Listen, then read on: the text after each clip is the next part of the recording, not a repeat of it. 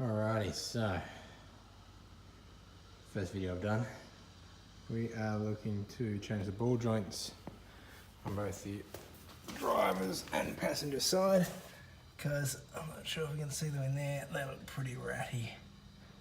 Yeah, they're the same on both sides. First step was to get the wheel nuts off. Had some new nuts, new tyres put on about 10,000 k's ago. And so far, I have been unable to get the actual nuts undone. I am down to using a metre-long breaker bar, and they're just starting to budge on the other side, so I'm going to try and get this side off too. And we'll do some more videos once we've done that. Alright, so we finally got the wheel nuts off. Got the car jacked up and on some jack stands. You can see them over there. Got the spare underneath just in case something collapses, and I've got the trolley jack holding up the diff at the moment. I might put another bottle jack under that depending on how excited I get. So we're going to take off the brakes, the caliper, the disc as well. We'll pop a little, there's a screw in there to get that out. Then this little bad boy at the back. I think one on the other side might be broken. I'll be getting some vibration. And then we should probably get some of these bad boys off as well. Anyway, we'll pop back on once we've got a couple of them off. Interesting point to note that I put my back out getting the tools out of the car, which is a great starting point. So this will take me a bit longer than anticipated. Just something worthwhile noting, if you're going to pull these off, hit them with a wire brush before, a bit of penetrating oil. You'll be amazed how much easier they come off when there's not any junk on the thread. And that's my other joint on the left there. So they're pretty cactus. I suspect they're probably original. We'll have again. Alright, so we're partway through, so I popped off these bad boys from the steering arms. I think this was a 18 mil spanner. One thing, mine just kept spinning, so you actually need one of these bad boys, little star-shaped thing, and it goes actually in the end of the shaft. You pop that in there, just hang on to it with a ratchet or breaker bar, and then use a spanner to undo that one. And it is a Torx fittings T40 looks like. Yeah, cool. The other thing is I've just loosened off the calipers there a little bit, and I'm going to try and keep all this in one piece because I saw someone else do it the other day. I have taken them apart previously, and it's easy enough to do, but this will hopefully save me from having to push the plungers back out when I'm trying to realign the disc brakes and that sort of jazz. In the back here, they've got the two 19 mil bolts holding on the caliper, and it says it's like a sort of 24 or 12 point bolt. It's just your pretty standard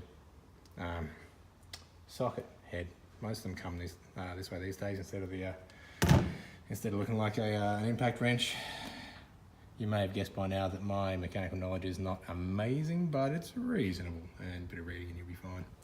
Anyway, we'll crack on and we'll get this brake off.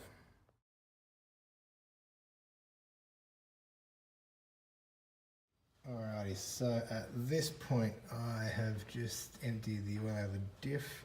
Didn't know if I had to do this, but figured it'd probably be a whole lot cleaner. It's been a few years since I've done it anyway. I had it all done when I first bought the car a few years back. But I figured why not just swap it out while I'm here. So undo the drain plug first to make sure you can refill it at the 21 mil off the front, and then once that's out you can undo the plug at the bottom, and it's just you can just use your 1/2 inch, just slot that in there and it will undo away. Yeah, people worry about a special tool, but you do not need one. In case you're wondering why I'm doing this piecemeal as well, I am doing this with an iPhone because I don't have a camera stand, and this is the first one of these I've ever done. So yeah, sorry if it's a bit random and hodgepodge, but I guess we'll survive. And for anyone following along, I forgot a drill bit.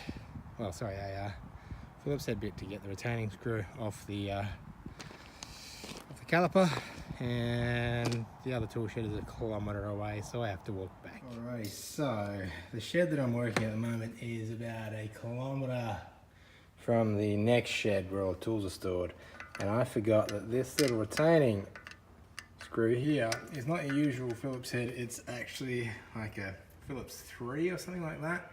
So yeah, it's kind of short and it's stumpy, if you can see that. Yeah, not really. Anyway, keep that in mind. You do need a special kind of one, otherwise you ruin it like I have on this one.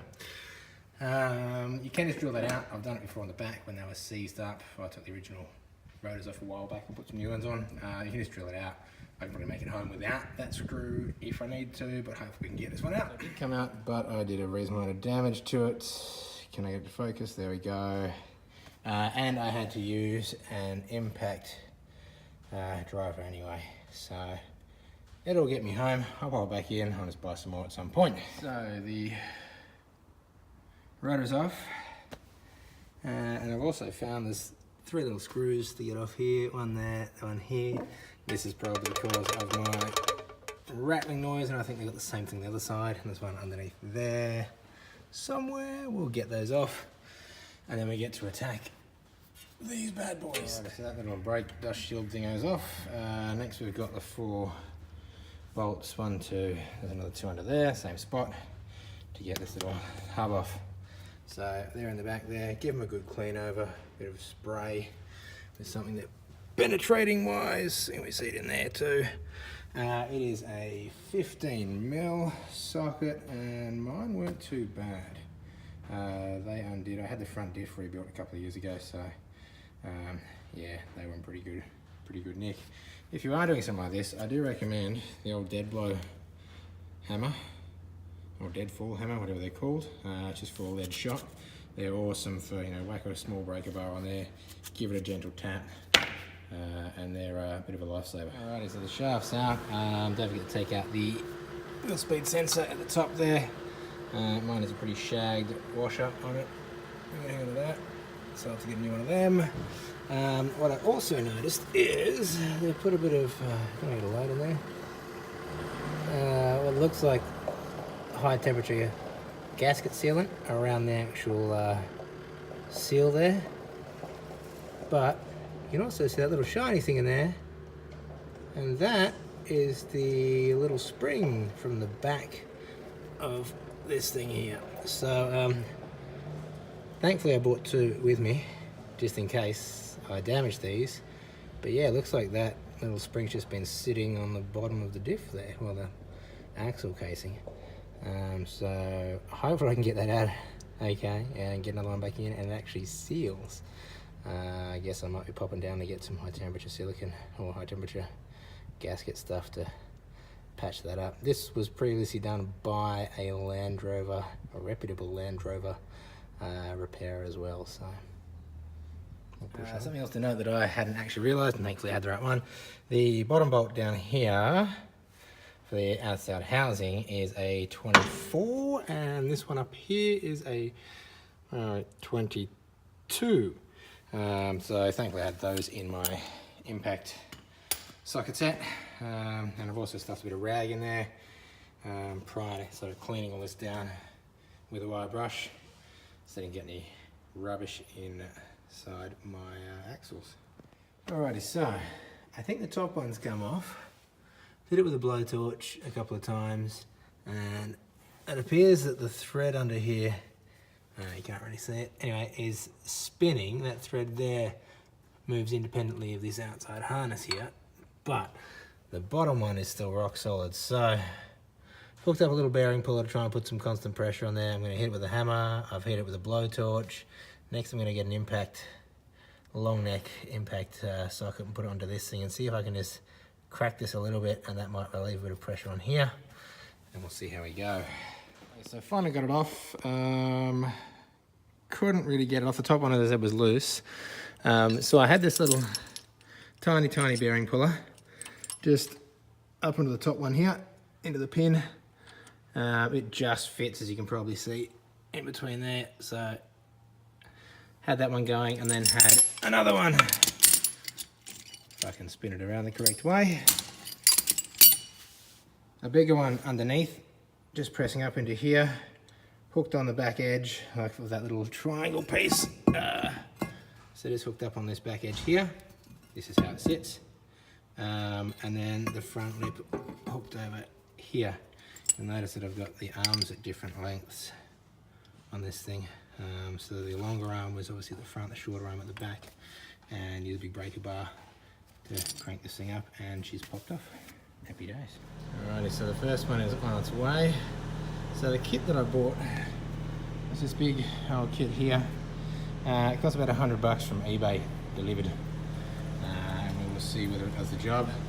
So it does hit up here on the suspension. I was going to undo my sway bar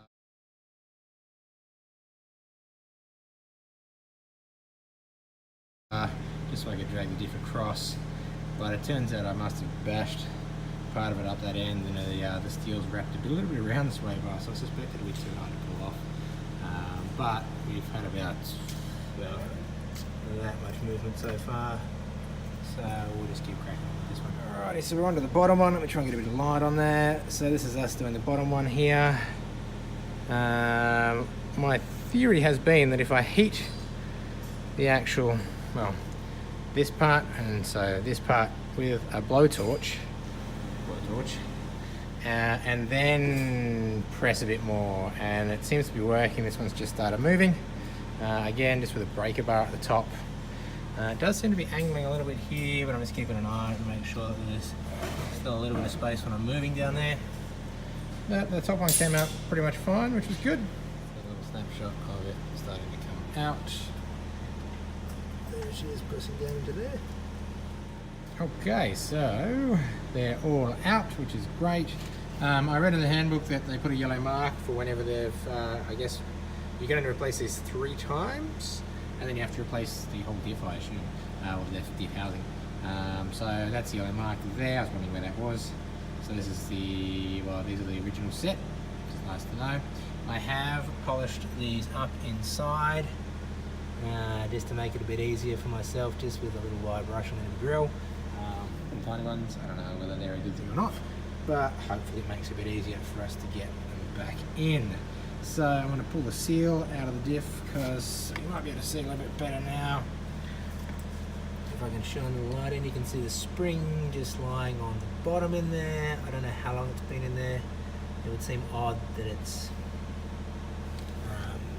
just fallen out when I pulled the axle out. So we got it out pretty smoothly, and you can see obviously all the gasket gear they put in there too. So yeah, definitely worthwhile for a couple of bucks extra.